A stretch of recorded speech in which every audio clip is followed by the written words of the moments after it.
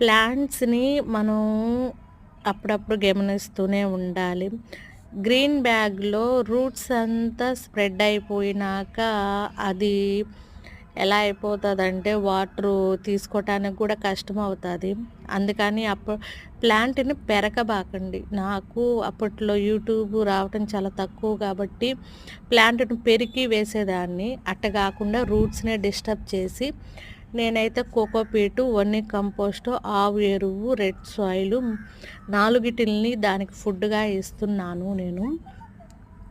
వీటిలన్నిటిని mix చేసుకున్న తర్వాత ఇప్పుడు మనము రెడ్ సాయిల్ కూడా యాడ్ చేసుకుందాము. ఇదే దీనికి ఫుడ్డు.